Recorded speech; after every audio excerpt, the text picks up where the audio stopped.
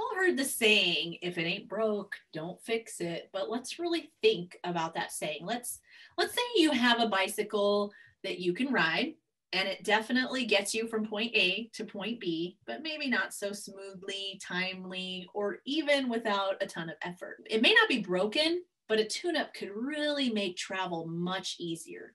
The point is, how do we know if something could be better if we don't explore the possibilities? And I remember hearing about Henry Ford when he was deciding how can we get from point A to point B faster, and people said we need faster horses. And that was the vision, that people had because they couldn't fathom having a vehicle. Yeah. And so if we start with some data, so 5% of our daily thoughts and the things going on in our mind are conscious. And 95% of our daily thoughts and the things going on in our mind are subconscious.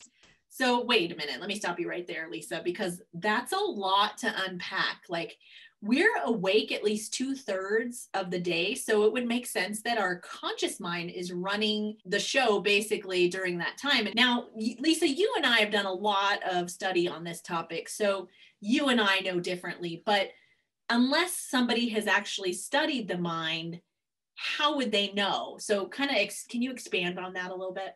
Sure. So our conscious mind does a lot for us. It can think and analyze and determine what to believe. And it can act as a guard dog and doesn't let irrational fears or troubles take us over.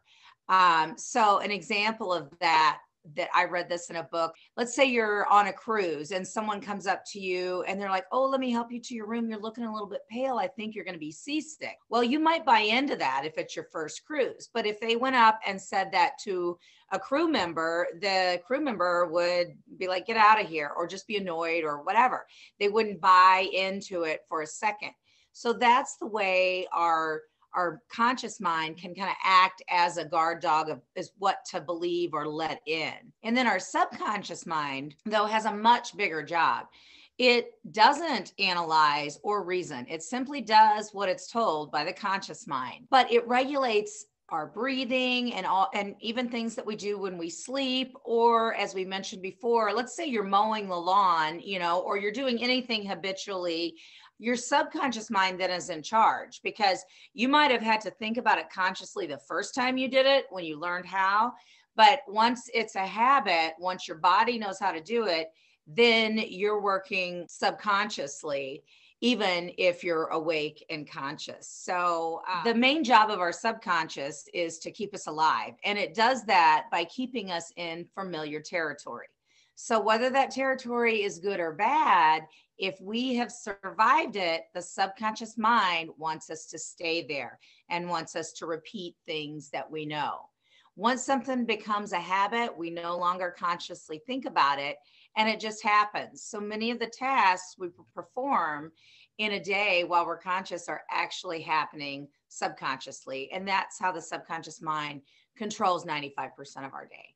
I love that. Like, when I always think of like driving, like you get, especially if it's somewhere you go often. I remember I used to drive to work and it was an hour drive, and I would think like, well, how did I even get here? Because the whole time I was so just operating subconsciously. It makes so much sense. We go through those routines daily with very little thought. And if thoughts are things, as we previously have mentioned, and we're thinking the same thing that we were thinking yesterday, it only makes sense that our life stays pretty much the same. In fact, data suggests that roughly 90% of our thoughts are the same today as they were yesterday. Now, if you want to change something, let's talk about an uphill battle, right?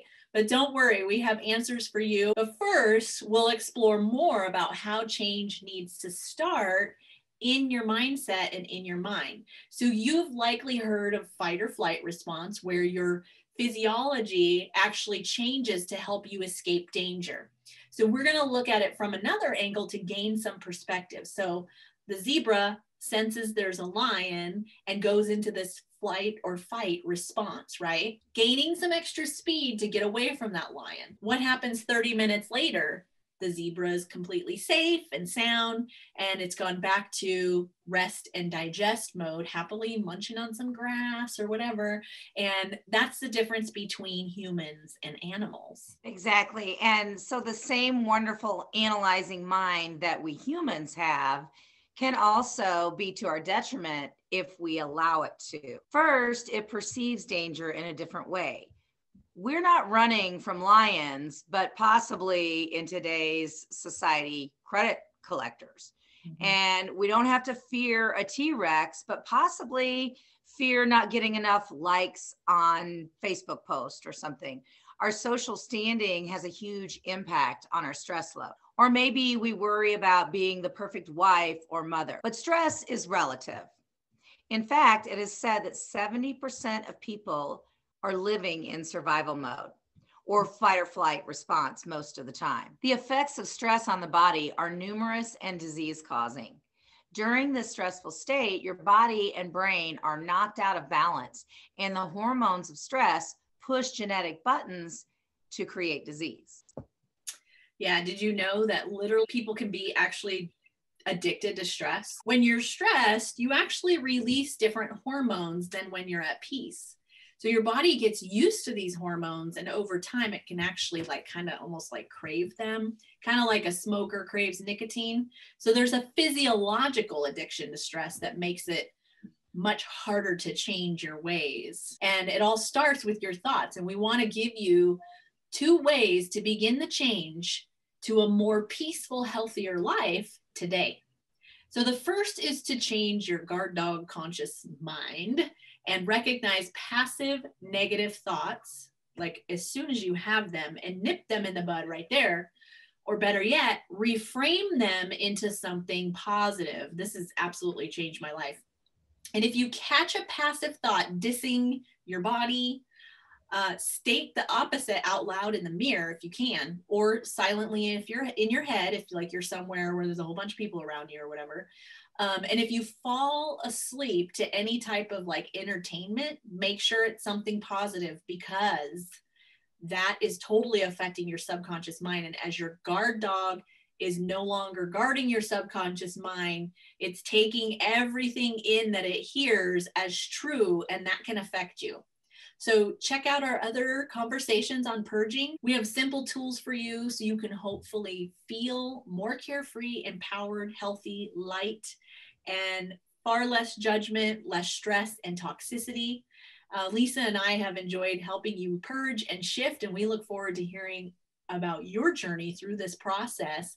And we'd love to have you share what you incorporate to move forward and improve.